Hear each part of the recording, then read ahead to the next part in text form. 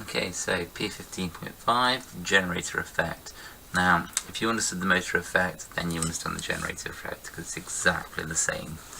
So, to start with, we've got our three things at right angles to each other: motion, first finger field, second field current.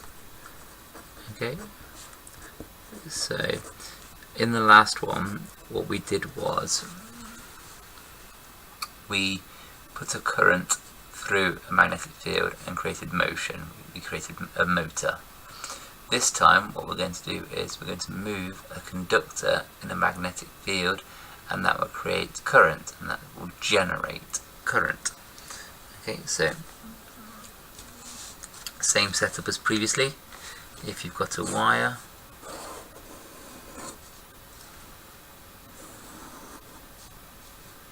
let's say you've got an ammeter here, for example, and if I've got my north pole here and my south pole here,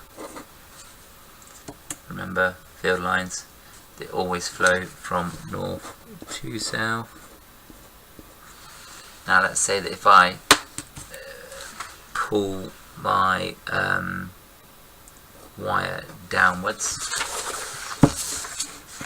so motion downwards, field that way, that means that the current is going to be going this way, second finger is going to be going up, so I'll create a current that goes that way, like that.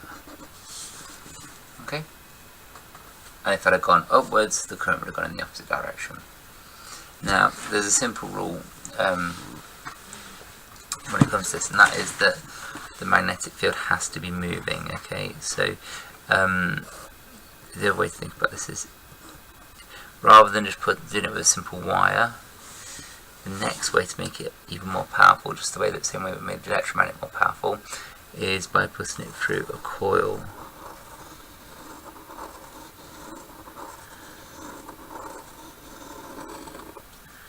Okay, so if that's my coil of wire,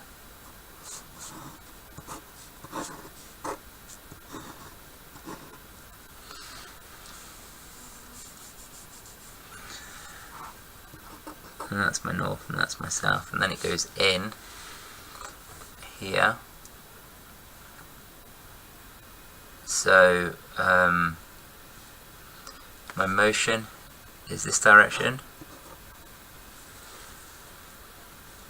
and if you remember from your solenoids, you are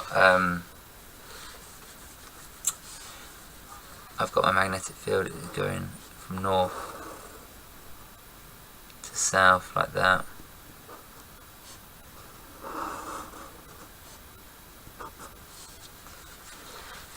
Okay.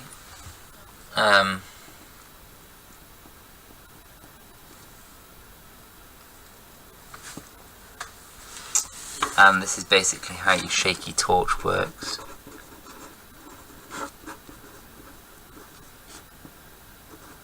So you basically what you're shaking is actually a magnet, and it's in a coil. Now, the way that this works is, if I push in a north pole here, it will create a current so that this end of my solenoid becomes my north pole.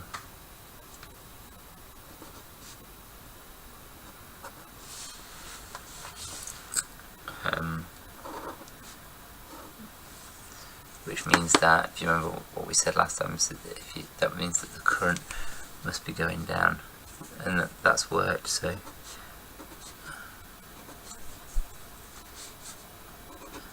okay, so it's going up here, down here. And remember, that's the fact that it's at right angles.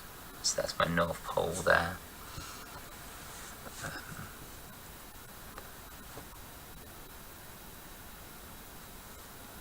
And the key thing here is these two will always be opposites, and that's because the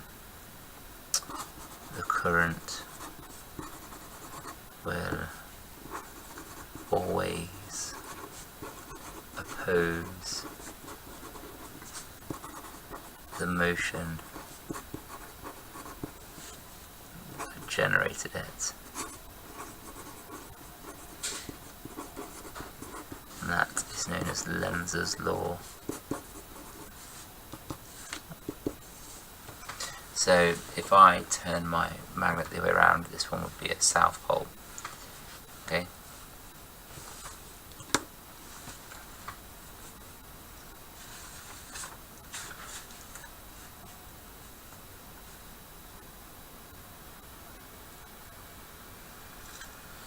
And you basically got a couple of ways of making more current. Use a more powerful magnet, use more coils, move it faster.